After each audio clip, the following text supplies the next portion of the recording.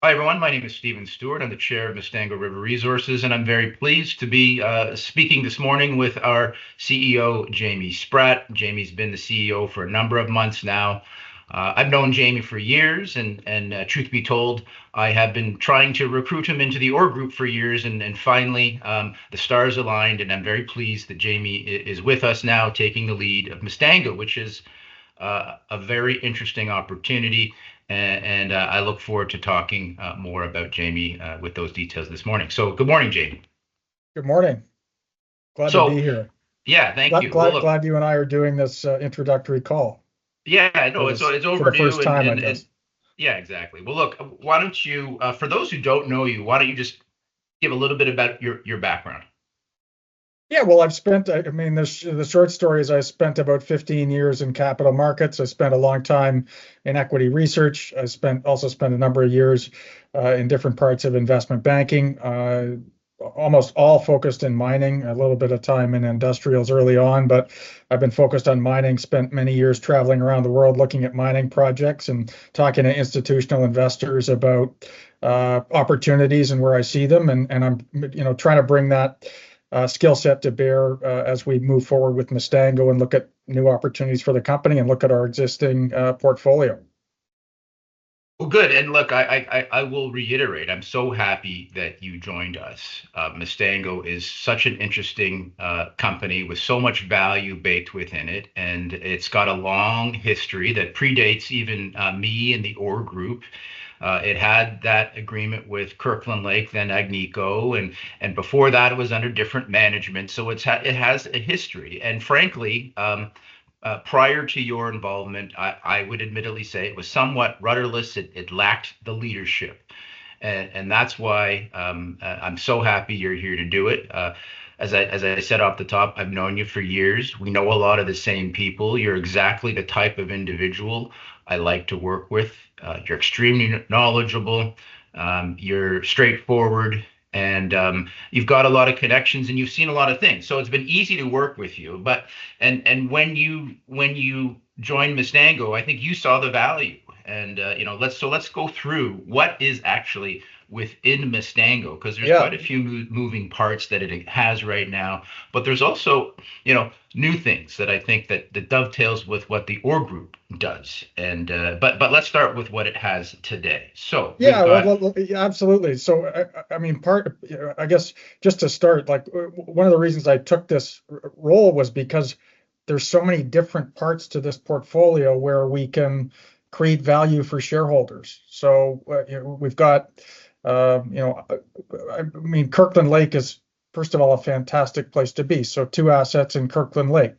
Omega, there's an existing resource in Omega. Omega is in the Larder Lake Camp, a resource that was most recently updated in 2013. Hasn't been looked at in detail since. There's been a little bit of drilling done, but there's a we're seeing, and we'll get into it, but we're seeing an opportunity to grow that resource without even putting a drill hole in it, just given the opportunities to remodel it.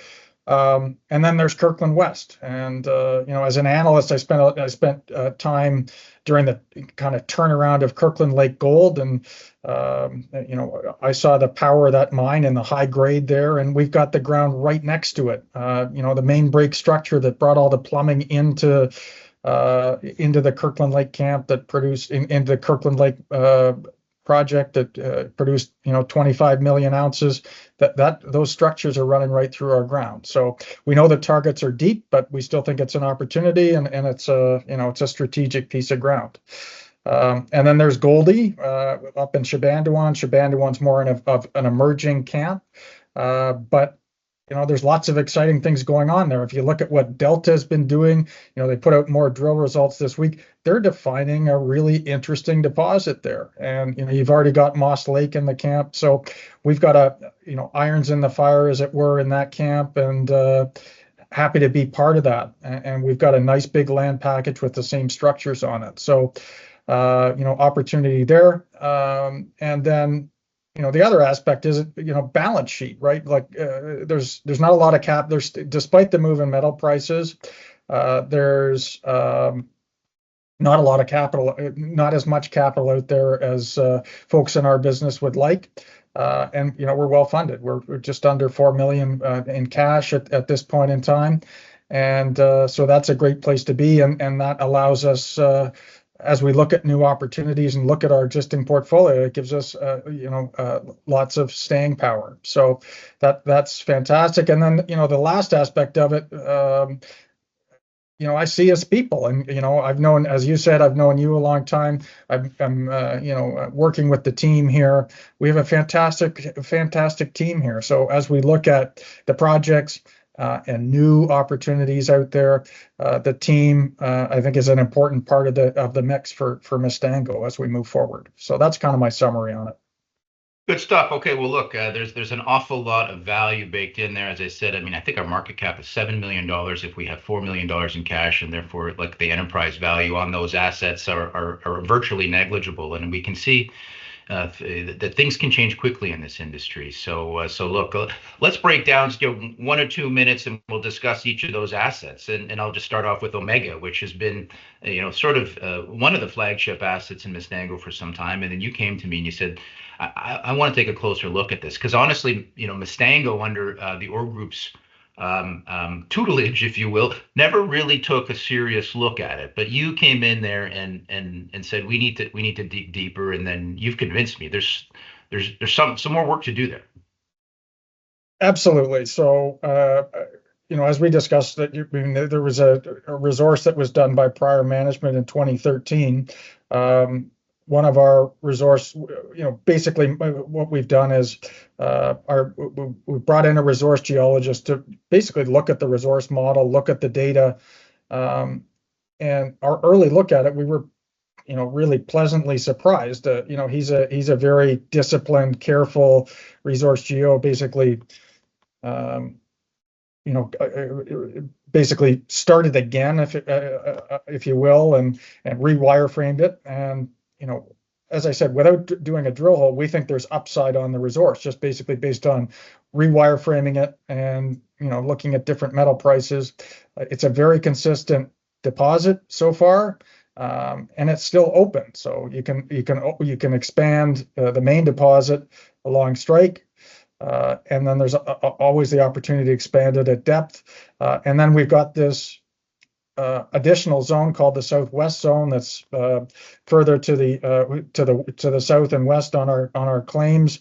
Hasn't been drilled since the 80s. Bulk sample at surface. Nice significant footprint. High grade data in the data set. And we're hopeful that there's an opportunity to grow the resource there, and so I think it's exciting. It's as I said, it's a consistent deposit, and we think we can expand it, maybe toward the 1 million ounce mark, if not more. So we'll see what happens, but we obviously have to look at the data and what the truth tellers tell us in the drilling. But it's a great opportunity in the middle of the Larder Lake camp. Yeah, I agree. The zip code is phenomenal. When I looked at those intersections that you showed me, call it the ones that were drilled before, I mean, they're nothing short of, I don't want to say spectacular, maybe over promotional, but pretty serious intersections that if we pulled tomorrow, I think would get a lot of attention. And that's the way the industry is. You have to have new results, but like we've got. For some reason, the market doesn't value old results, but that's not the right way of looking at it. We see value there, and I think we need to follow that up. I believe there's plans to poke some holes in there in the not too distant future. We haven't announced anything, but we're very close to that, are we not? We're getting the wheels in motion. I guess I would say we hope to be drilling it later this summer, and really the near-term focus is going to be on Southwest and what the opportunity is there, and that's a new area that hasn't been drilled before. So that could be a positive catalyst for our stock, I would say. Good. All right. Well, look, that's exciting. We'll look forward to more details there. And let's shift gears here. Not too far, about 20 kilometers to the west, we've got our KL West, which is the western extension of the Macassa, which is, I believe, still the highest grade gold mine in Canada. Sexy piece of real estate. We've got an awful lot of interest in it. What are your thoughts on it? I think it's a great piece of ground, and there was some drilling that was done inside the joint venture with Agnico Eagle, some very high grade results in there. Like I said, I think it's supported by the geology. You've got the main break structure running right through there. It's a large land package. There's small historic production there. It's the type of project that is strategic. That's the way I would Mhm. characterize it. We're not going to go spend millions of dollars drilling super deep holes on it at the moment, but I think it's a very strategic piece of ground. This is my summary on it, and supported by the geology.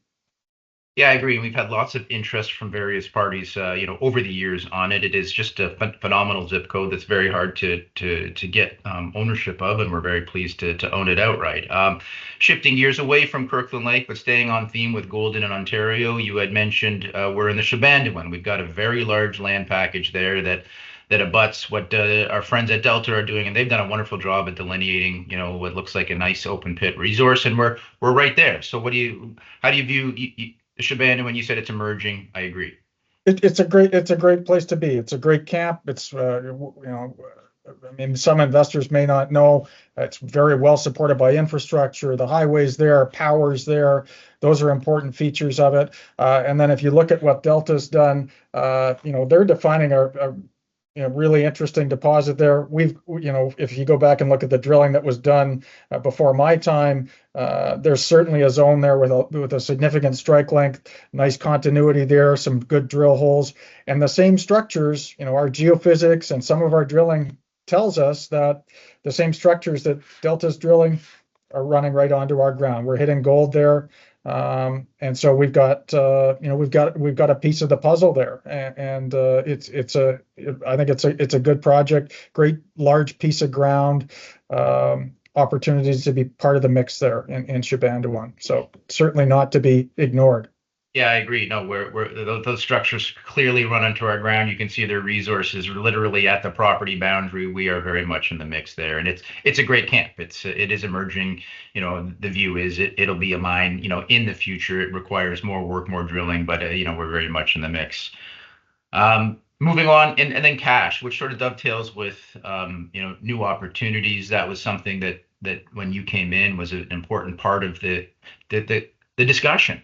Yeah. We are in a very depressed market, which is evidenced by our stock price, but everybody else's too. Not everybody's, but the vast majority, which presents opportunities, which is something the Orr Group has done very successfully. So, without being specific, just talk about the opportunities you see and how you've approached that. Yeah, so I think you pointed it out. So we've got a good balance sheet that helps.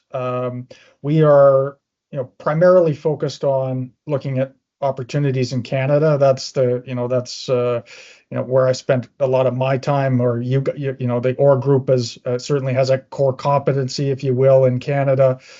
Knows the project. So our team has looked at many opportunities. We're selective and careful about finding the right thing. But I think we're very well positioned, despite the move in metal prices from earlier this year from 2000 up to all-time highs and back in the 2300 range. The juniors haven't moved, so there's still opportunities where certain companies aren't able to raise capital. They're sellers, so we're looking at them, and we're looking at I would say almost deep value situations where these companies are severely discounted. They may have a good project, and so we've looked at a lot, and we continue to do so. I think in the near future we should find something that I'm hoping would be a transformational transaction potentially. And we're not getting into specifics, but there's opportunities out there that we think that can change the company and change the fortunes of Mistango going forward. I agree, Jamie. It's such an interesting time. It can be tough to sort of watch a 4 cent stock price, especially when you see so much value backed by a good team. But the reverse is true for everybody else. And if you take a long-term approach, you have the ability to assess and, as you say, be very selective in your projects with a long-term view.